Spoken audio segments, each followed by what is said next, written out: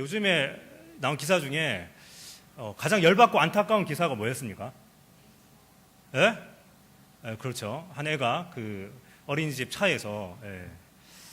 특히 저도 두 아들을 키우기 때문에 이제 그걸 보니까 너무 내가 가슴이 아프고 너무 열받고 또 어느 어린이집에서는 애 안 잔다고 강제로 맞죠.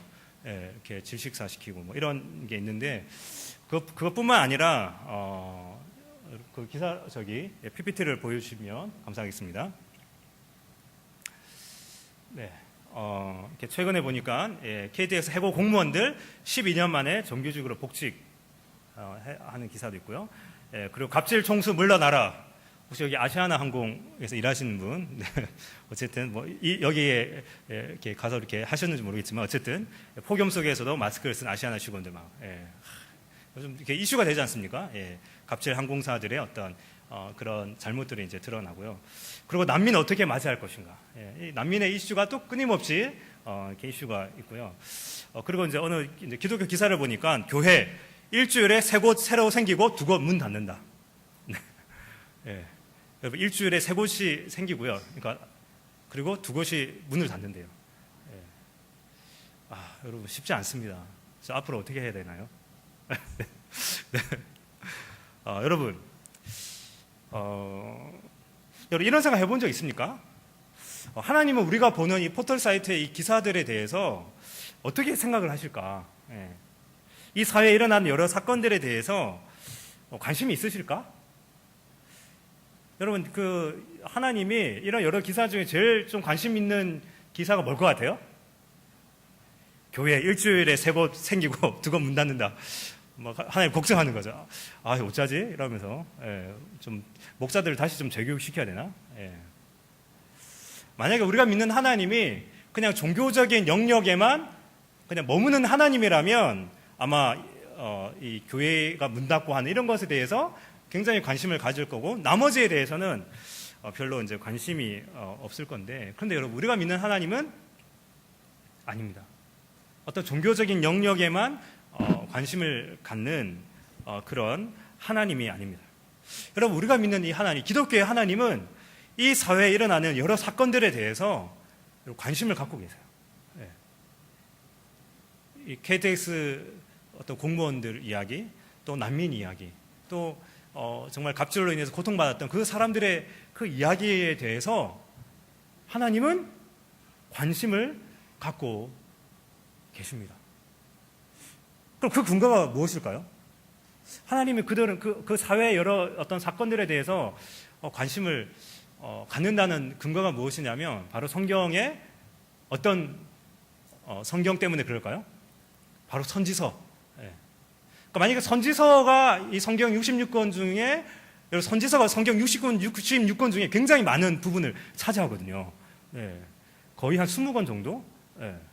한 7, 8권 정도 차지하는데, 그러니까 그 선지서의 이야기들이 그 당시 그 이스라엘 공동체 가운데 이스라엘 사회에 일어났던 여러 가지 잘못들에 대해서, 그 사회에 일어났던 사건들에 대해서 선지자들이 이야기하는 그런 것들이 이제 하나님의 말씀으로 기록되어 있기 때문에 우리는 우리가 믿는 이 하나님은 이 사회에 대해서, 이 사회의 여러 가지 사건에 대해서 관심을 갖고 계시다는 것을 우리는 알 수 있습니다. 여러분, 이렇게 성경을 읽다 보면 선지자들이 이렇게 나타나기 시작해요. 그리고 그 선지자로 된 성경권들이 있습니다. 그래서 여러분 보통 일반적으로 선지서를 이제 어떻게 나누냐면요, 대선지서, 소선지서로 나눕니다. 여러분 알고 계시죠? 대선지서, 소선지서. 여러분 대선지서, 소선지서를 나누는 기준은 무엇일까요? 너무 빨리 답을 이야기하셨어요. 잘 하셨습니다. 여러분 대선지서가 이 선지자 중에 굉장히 크기 때문에, 굉장히 훌륭한 일을 많이 했기 때문에 그 사람들을 대선지서고, 그리고 소선지서는 좀 사람들이 작고 또 별로 활동을 좀 미미하게 했기 때문에 소선지서가 아닙니다, 사실은. 그리고 여러분 실제로 선지자 활동을 굉장히 왕성하게 했지만 선지서의 이름에 기록되지 않은 선지자도 있습니다. 대표적인 선지자가 누굴까요? 엘리야. 엘리야는 엄청난 일을 했지만 엘리야서는 없습니다. 예. 그러니까 여러분, 이 대선지서, 소선지서는 그 여러 선지자들 중에 이걸 뭐 문서 선지자들이라고 하는데 그들의 예언이 문서로 기록된 이제 그런 선지자들의 어떤 이야기인데요. 그래서 아까 이야기했지만 이 분량의 차이입니다. 예. 그 선지자의 말이 굉장히 많이 기록되어 있는 그 네 사람을 이제 대선지서라고, 예. 그 문서 선지자의 그 예언의 어떤 분량이 작으면 이제 그냥 편의상 이제 소선지서로 나눕니다. 예. 하지만 여러분, 소선지서로 해서 그 사람들이 시시한 사람은 절대로 아니었습니다. 그래서 여러분, 이런 분들의 이름을 여러분이 기억을 하면 좋을 것 같습니다. 자, 그렇다면 여러분, 왜 성경에 이런 선지자들이 나타날까요? 여러분, 보통 선지자들은 하나님의 말씀을 대신 전하는 사람들이잖아요. 근데 여러분, 사실은 이스라엘의 그런 사회 가운데는 하나님의 말씀을 전하는 사람들이 원래 있었어요. 그리고 하나님의 어떤 이 제사를 잘 드리도록 도와주는 사람들이 있었습니다. 누굽니까? 네, 대제사장들과 그런 레위 사람들. 그들이 하나님의 말씀을 가르치고 사람들을 하나님 앞으로 잘 인도하는, 그런 제사를 잘 드릴 수 있도록 돕는 이제 그런 사람들이었는데, 근데 이제 언제 이제 이 선지자들이 나타나냐면 바로 하나님의 말씀을 맡았던 그런 종교인들이 그 역할을 제대로 하지 못할 때. 그러니까 하나님과 그 이스라엘 백성 사이에서 정말 그들을 하나님께로 잘 인도하는, 하나님 말씀을 제대로 전하는 그 역할을 이제 하지 못하면 하나님이 그런 선지자를 들어서 이제 하나님 말씀을 바로 그 제도권에 있는 그 종교기관이나 사람이 아니라 비제도권에 있는 그 선지자들을 통해서 하나님 말씀을 전하게 했다는 것입니다. 예. 그러니까 하나님 말씀이 왜곡될 때, 그 역할을 이렇게 잘 하지 못할 때 이제 선지자들이 나타났고요. 그리고 특별히 그 사회가 정치, 도덕, 문화적으로 타락할 때, 뭔가 그들이 영적으로 타락할 때, 하나님을 떠나서 정치, 도덕, 문화적으로 이렇게 타락한 상황에 이 선지자들이 나타나서 그들의 죄악을 고발을 했고요. 그리고 언제 또 선지자들이 나타나냐면 이제 하나님이 참다가 이제 하나님이 칼을 딱 들고 있을 때, 칼을 들어서 심판을 딱 하려고 할 때, 그때 선지자들이 나타나가지고 야, 너희들 회개하지 않으면 하나님의 심판이 임할 거야. 그래서 여러분, 그 이스라엘 역사 가운데 이 선지자들이 많이 나타났던 때가 어떤 때일까요?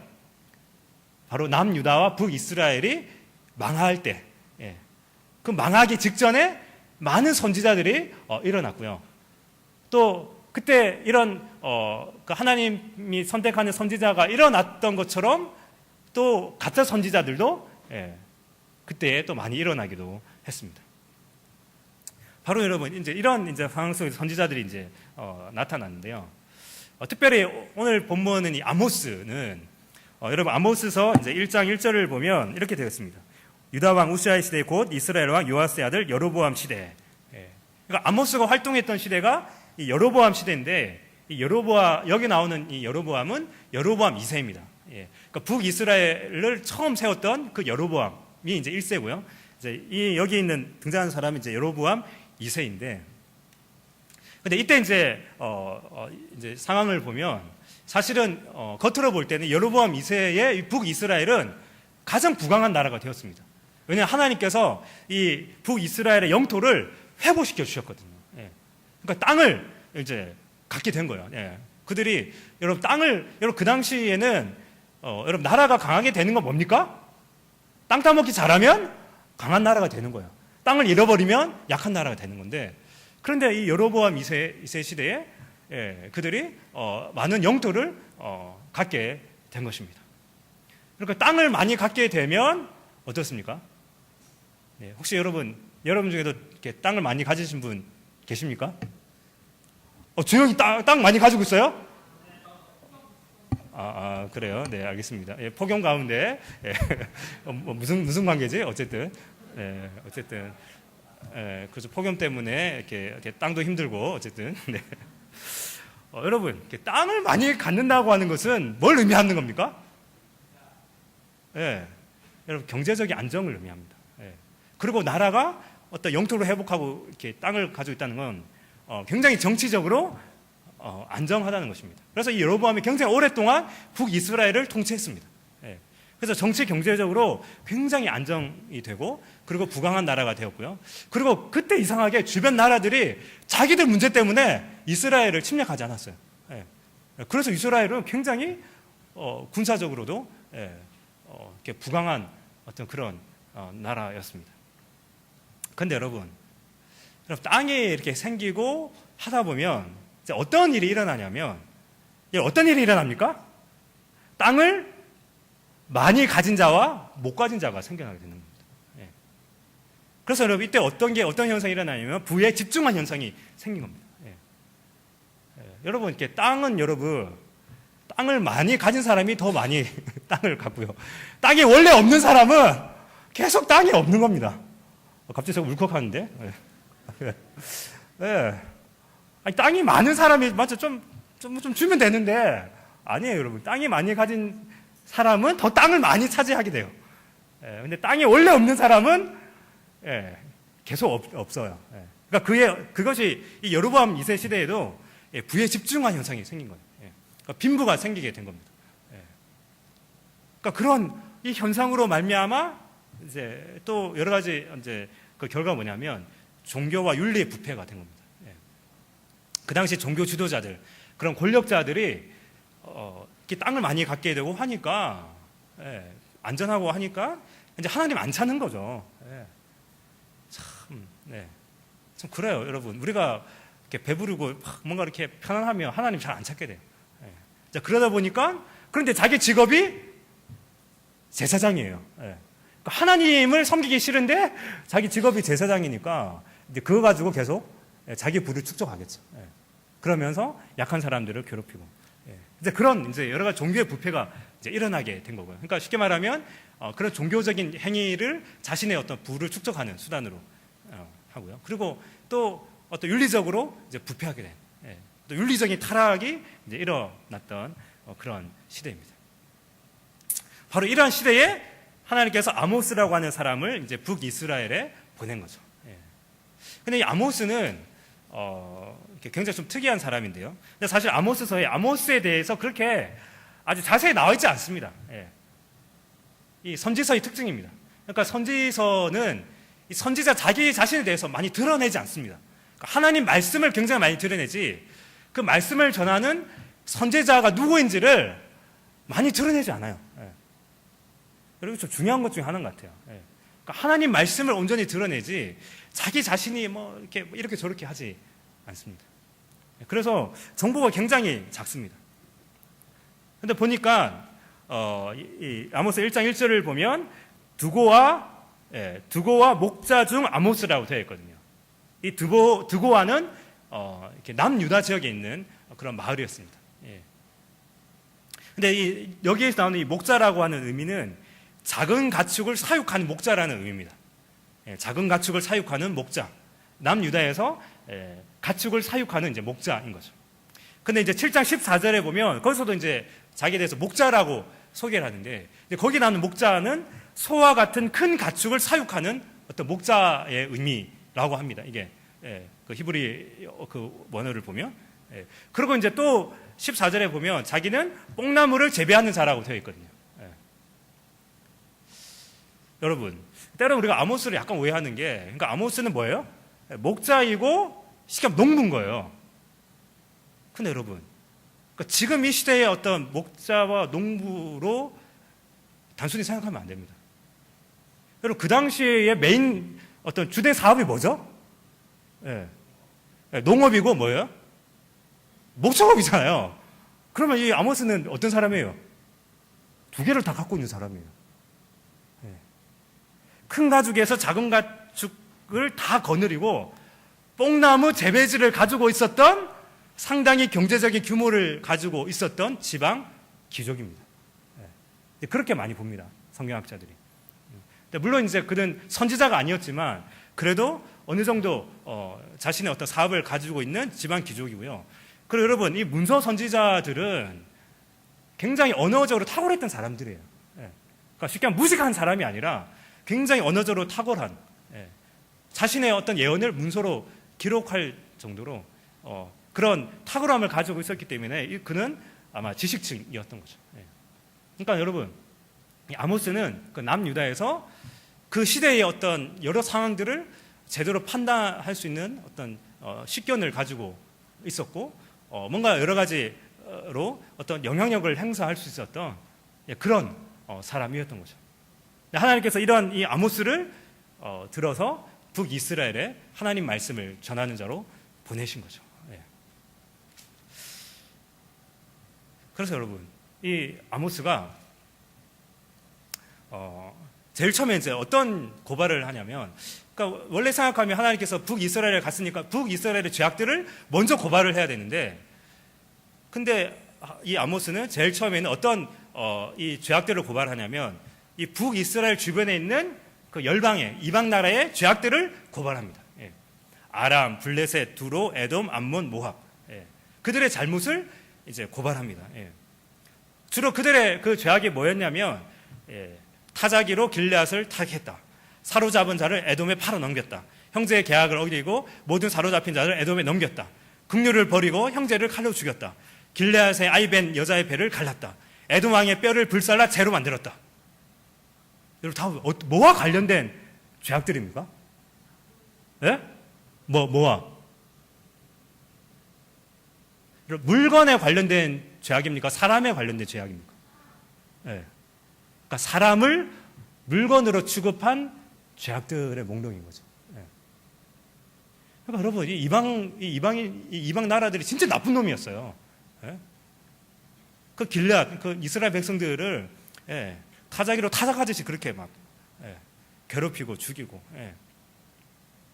사로잡은 이스라엘 백성들을 에돔에 팔아 넘기고, 원래 어떤 계약을 맺었음에도 불구하고 그 포로들을 이제 노예 매매를 한 거죠. 그렇게 하고 형제를 칼로 죽이고, 심지어 암몬은 그 아이벤 여자의 배를 갈라서 아이까지 죽이고, 또 에돔 왕의 뼈를 불살라서 재로 만드는. 그러니까 정말 여러분, 인간이라는 게, 여러분, 인간이 악독하면 어디까지 악독해질 수 있을까요? 저는 그게 참 무서운 것 같아요. 그러니까 사람이 악해지면 어디까지 악해질 수 있을까? 혹시 여러분도 여러분 인생 가운데 이런 살기를 본인이 느꼈는지 이렇게 당한 적 있으실지 모르겠는데, 그러니까 인간이 어떤 하나님을 떠난 그 우상을 섬긴 이방 나라들의 그 죄악이 이런 거죠. 그러니까 이런 것에 대해서 하나님이 그 이방 나라들에서 막 심판을 하시는 거예요. 그러니까 여러분, 처음에 이 북이스라엘 사람들이 이 아모스가 이 이방 나라의 죄악들을 고발하면서 막 하니까 어떤 생각이 들었을까요? 기뻤겠죠. 그래, 맞아. 아모스 말이 맞아. 그 주변 나라 이방 나라들 정말 나쁜 놈이에요. 어떻게 인간들을 저렇게 팔아넘기고 저렇게 죽이고 잔인하게 그렇게, 정말 나쁜 놈들이야. 하나님의 심판을 받아도 정말 마땅한 놈들이야. 막 이렇게 막 욕을 하고 있는데, 근데 문제는 무엇입니까? 그 하나님의 칼날이 하나님의 백성들에게도 향하고 있다는 것입니다. 근데 그게 이제 충격인 거죠. 근데 그 하나님의 칼날이 먼저는 남유다로 향하죠. 남유다의 죄악을 4절에서 고발하고 있죠. 그 남유다는 바로 그 예루살렘에 있는, 예루살렘 성전이 있는 이제 그런 지역이고요.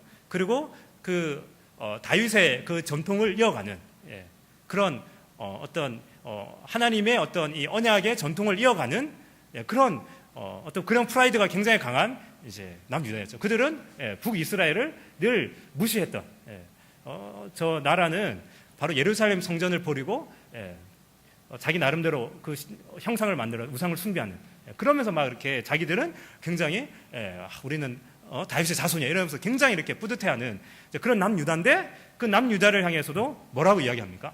이 아모스가 여호와의 율법을 멸시하고 지키지 않았다는 거예요. 너희들이 예루살렘 성전을 가지고 있지만 너희들 하나님의 말씀을 멸시하잖아, 모욕하잖아. 그러 열조의 따라가던 거짓 것에 미혹되었다. 이게 뭐냐면, 이거 거짓 것이 뭐겠어요? 바로 우상 숭배죠. 그러니까 그들이 예루살렘에서 열심히 하나님을 섬겨요. 그러면서 뒤로 돌아서서 또 뭘 섬깁니까? 가나안 신들을 또 섬기는 거예요. 예. 가나안 신들의 형상을 섬기는 거예요. 예. 그러니까 여러분, 그럼 좀 마음이 편해요, 여러분. 그러니까 하나님도 잘 섬기고 가나안 신도 잘 섬기니까 좀 죄책감이 덜 하겠죠. 예. 그런데 하나님 그 죄를 지적하는 거죠. 예. 바로 그게 하나님의 율법을 멸시한 거야. 예. 그렇게 하고 있는 거죠. 너희들은 하나님의 율법을 멸시하고 하나님을 떠났다라고 남유다를 향해서 북이스라엘 사람들에게 이야기를 하는 거죠. 예. 그러니까 이제 북이스라엘 사람들도 고개를 끄덕거리면서 그래, 그들이 하나님의 율법을 멸시하긴 했지. 그들이 예루살렘에 성전이 있지만 하나님이 제대로 못 섬겼지. 그래, 그래, 나쁜 놈들 이렇게 했는데, 그렇다면 북이스라엘은 드디어 이제 무섭죠. 드디어 이제 칼을 드디어 북이스라엘을 향해서 들고 있는데, 이 북이스라엘의 서너 가지 죄악들, 이 서너 가지라는 말은 그러니까 죄악이 차고 넘쳤다는 것의 어떤 대표적인 말입니다. 여러분, 이 북이스라엘은 하나님 앞에 어떤 잘못을 저질렀을까요? 그러니까 다른 이방 나라의 죄악들을 고발할 때는 그게 그냥 한 가지 정도, 그리고 그냥 어떤 대표적인 것들을 하는데, 그런데 이 북이스라엘 죄악을 고발할 때 이 아모스는 마치 그 눈앞에 그 일이 벌어지는 듯한, 굉장히 사실적으로, 굉장히 실제적으로 그들이 바로 어제 그 일을 저질렀던 그 죄악들을 바로 오늘 고발하는 것처럼 굉장히 구체적으로 고발하고 있습니다. 어떤 걸 고발합니까? 6절 하반절에 보니까 이는 그들이 은을 받고 의인을 팔며 신 한 켤레를 받고 가난한 자를 팔았다. 네. 그들의 죄악입니다. 이게 뭡니까? 그들의 그 첫 번째 죄악이 무엇입니까? 네? 의인을 팔았다. 여기서 말하는 의인은 가난한 의인입니다. 가난한 약자들입니다. 경제적인 약자들인데 그들을 그냥 은혜를 받고 팔아 넘기는 거예요. 그러니까 여러분, 그러니까 이방 나라들이 했던 죄를 북이스라엘 똑같이 하는 거예요. 팔아 넘기고 신 한 켤레를 받고 그 가난한 자를 팔아 넘기는 거예요. 신 한 켤레를 이 신 한 켤레가 어떤 권리를 이렇게 얻는 거거든요. 그러니까 그 사람의 권리를 그 가난한 자의 권리를 그렇게 얻어서 그냥 판 거예요. 그러니까 약자들의 노예 매매가 북이스라엘 가운데 버젓이 일어나고 있었던 거예요. 그걸 이제 첫 번째로 지적을 하고요. 그리고 두 번째입니다.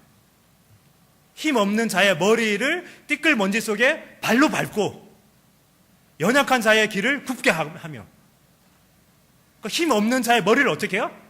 그냥 먼지 속에서 그냥 밟았다는 거예요. 여러분 한번 생각해 보십시오. 근데 이걸 아무렇지 않게 그냥, 왜냐하면 걔들은 인간이 아니니까, 돈 없는 것들, 힘 없는 것들은 인간이 아니니까 그냥 밟는 거예요. 연약한 자의 길을 굽게 만들고, 그들이 그 어떤 것도 할 수 없게끔, 그들의 길을 굽게 만드는. 그들이 절대로 그 약자의 상태에서 이렇게 벗어날 수 없도록 그렇게 만든 거죠. 그래서 그들은 힘 없는 자들을 억압을 했던 거예요. 여러분, 그러니까 우리가 믿는 이 하나님은 이상한 분이에요. 아니 그냥 자기를 이렇게 제사를 좀 잘 지내고 이렇게 하면 그냥 기뻐해야 되는데 지금 하나님 관심이 어디 있습니까? 그 이스라엘 백성들의 이 북이스라엘 백성들의 이런 죄악들, 이런 것들을 지금 지적하고 있는 거예요. 그러니까 이런 강한 자 입장에서는 굉장히 더 하나님 믿기 싫었을 거예요. 저는 이런 걸 이야기하니까 또 굉장히 찔리면서 괴로웠을 겁니다. 왜냐하면 바로 어제 그 일을 자기가 했기 때문에.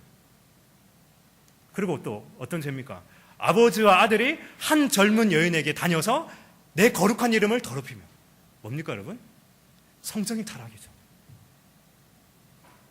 여러분, 아버지와 아들이 그냥 한 여인과 관계를 맺는 거예요. 여러분, 이 말이 됩니까? 아버지와 아들이 그 한 여인을 차지하기 위해서 서로 싸운다고 생각해 보십시오. 여러분, 그런 가정의 그 어머니는 뭐겠습니까?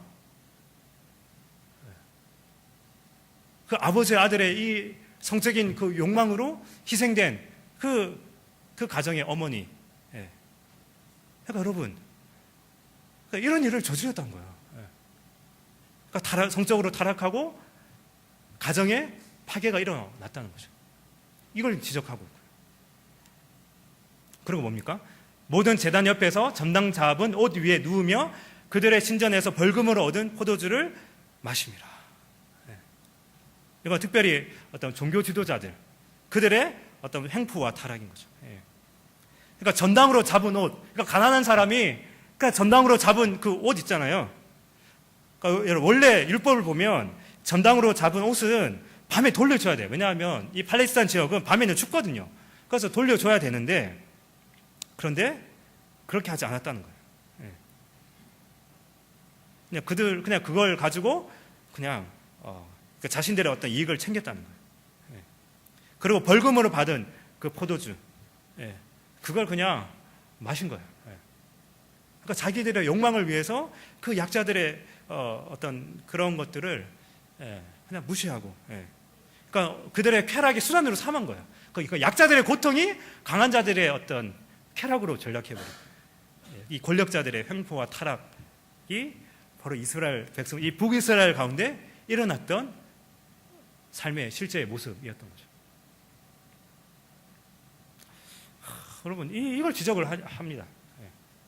그러면서 하나님 뭐라고 이야기하시냐면, 정말 너희들이 그런 죄악을 저질렀지만 나는 어떤 일을 했냐? 하나님은 어떤 분이셨는가?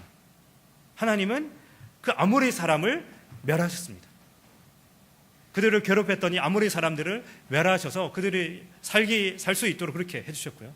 그리고 애굽 땅에서 이끌어서 40년 동안 인도하셨던 그 이스라엘 백성들을 애굽에서 출애굽해서 그들을 40년 동안 인도했다. 난 그런 하나님, 너희들을 지금까지 인도했던 하나님이야. 그리고 백성 중에 선지자와 나시린을 선택하여서 영적인 도움을 얻도록 했습니다. 하나님의 뜻을 계속 깨닫도록 해줬는데 이런 하나님을 완전히 무시했던 거죠. 이 북이스라엘 사람들이. 그러면서 이제 그 중에 대표적인 게 뭐냐면, 그렇게 하나님께서 그들의 어떤 영적인 상태를, 영적인 도움을 주기 위해서 세웠던 그 나시린마저도 포도주를 일부러 마시게 하는 거예요. 원래 나시린들은 포도주 마시면 안 되는데 일부러 마시게 하는 거예요. 어떻게 해요? 하나님의 거룩함을 더럽히게 하려고. 그렇게. 그러니까 그런 거죠, 이제. 그러니까 자기도 하나님을 떠나 살고 자기도 영적으로 타락하니까 그렇게 하나님 앞에 거룩하게 사는 사람들이 보기 좋을까요, 싫을까요? 꼴 보기 싫은 거예요. 그러니까 강제로 나시린들 억지로 이렇게 포도주 마시게 하면서 거룩함을 더럽히게 하고. 그리고 선지자들이 예언을 못하게 하는 거예요. 입을 막은 거예요. 그러니까 쉽게 말하면 교회에 와서 목사들이 설교를 못하도록 그냥 막은 거예요. 그러니까 그 이스라엘 백성들이 하나님의 말씀을 듣지 못하게 된 거죠. 그러니까 이런 어떤 죄악들을 고발합니다. 그래서 그 너희들의 이런 죄악 때문에 하나님은 심판하신다. 근데 그들이 할 말이 없죠. 왜냐하면 그 열방들의 어떤 심판에 대해서, 그들의 죄에 대해서는 막 욕했거든요. 하나님 당연히 심판하셔야 된다고 생각을 했는데, 근데 그들도 동일하게 그 이방 나라들이 저질렀던 그 죄악 똑같이 저질렀으니까 할 말이 없는 거죠. 그래서 하나님은 북이스라엘을 심판하신다. 그러면서 하시는 말이 내가 그들을 짓누르겠다. 너희들이 그 약자들을 누른 것처럼 내가 너희들을 짓누르겠다. 그렇게 하고요. 그들의 용맹함, 그들의 그 강함을 내가 무의미하게 만들겠다. 그렇게 말씀을 하고 있습니다. 네, 여러분, 이렇게 말씀하시는 하나님의 그 깊은 의도가 무엇일까요? 북이스라엘은 정신 차리고 회개하라는 겁니다. 북이스라엘은 정신 차리고 회개하라는 겁니다. 여러분, 기독교의 하나님은 이 사회에 여러 가지 일어나는 일들에 대해서 관심이 있으신 분입니다. 여러분, 기독교는 고립된 섬이 아닙니다, 여러분. 그냥 내가 좋으면 그냥 내 혼자 내 삶이 행복하고 그냥 내 교회가 그냥 잘 먹고 잘 살면 행복한 그런 기독교가 아닙니다. 자, 그러면 좋은데 맞죠? 그냥 우리 교회만 뭐 잘 되고 뭐 다른 교회 망해도 상관없고 뭐. 근데 내가 그냥 목사하는데 상관없고 그냥 뭐 서울 영동교회는 어쨌든 뭐 괜찮은 교회니까 뭐 여기서 뭐 좀 더 있다가 뭐 어디 가지 뭐 이런 거. 근데 여러분, 근데 기독교는 고립된 섬이 아니에요. 예. 우리 태초부터 그런 어떤 종교적인 영역만 제한된 종교가 아닙니다. 예. 그럼 여러분 여기 보셨지만 종교 행위보다 윤리적인 삶이 중요한 게 기독교입니다. 예. 그러니까 참 이상해요. 그러니까 이 기독교의 하나님은 바로 우리들의 어떤 삶의 모습, 그 윤리적인 어떤 이 삶의 모습에 대해서 관심이 있는 거예요. 지금 여러분이 하나님 앞에 예배 드리는 이런 모습만 딱 보면 좋은데 맞죠? 여러분이 이제 교회 밖을 나가고 여러분의 그런 주중의 일상의 삶을 살아가는 그런 삶의 어떤 모습들, 우리가 사람들을 대하는 것들, 예. 내가 이렇게 설교를 해놓고 집에 가서 저희 두 아들을 어떻게 대하는지, 네. 저에게 약자는 바로 우리 두 아들이죠. 내가 가장 쉽게 무시할 수 있는 존재들. 근데 그들은 내가 어떻게 대하는지, 뭐 이런 데 관심, 거기에 굉장히 중요하게 생각하니까 힘든 거죠. 그리고 여러분, 선지자들을 통한 재고발의 목적은 회개입니다, 결국. 이걸 기억하셔야 됩니다. 그리고 이 사회의 고통 속에, 특별히 그 약자들의 고통 속에는 바로 하나님의 고통도 있는 거죠. 그래서 여러분, 구약에 보면 계속해서 여러분, 그 이스라엘 사회 가운데 대표적인 약자들, 그 고아와 가부들에 대한 그런 관심을 때로 정말 지나칠 정도로 많으세요. 내가 만약 강자라면 좀, 하나님, 강자인 우리에게도 좀 관심 가져주세요. 라고 말할 정도로, 그렇게 약자들의 관심이 있으신 분입니다. 여러분, 오늘 이 말씀을 좀 적용을 어떻게 할 수 있을까요? 일단은, 이 사회의 약자들을 무시하거나 괴롭히지 마십시오. 물론 여러분이 지금 그런 위치가 아닐 수 있습니다. 그러나 여러분 늘 항상 기억해야 됩니다. 우리가 언제 갑의 위치에 있을지 몰라요. 지금은 을의 위치에 있지만, 그러나 여러분 늘 우리는 기억해야 돼요. 우리가 그런 자리에 있다 하더라도 그런 약자들을 무시하거나 괴롭혀서는 안 됩니다. 그리고 그들의 고통에 관심을 가져야 되는 거죠. 또 혹시 여러분 중에 지금 여러분이 약자가 되어서 고통받고 있는 분이 있다면 하나님은 여러분의 그 고통을 기억하고 계십니다. 함께 아파하고 있다는 사실을 여러분이 기억하시길 바랍니다. 그리고 세속에 물들지 않기 위해서 주의 말씀을 붙들어야 되는 거죠.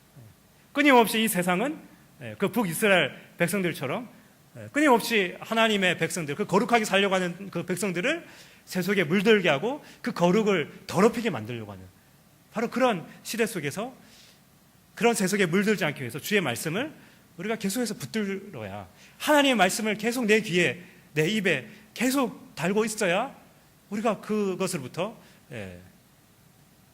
조금씩 이겨낼 수 있는 것입니다. 우리 이 시간에 주신 말씀을 가지고 우리 함께 기도하겠습니다.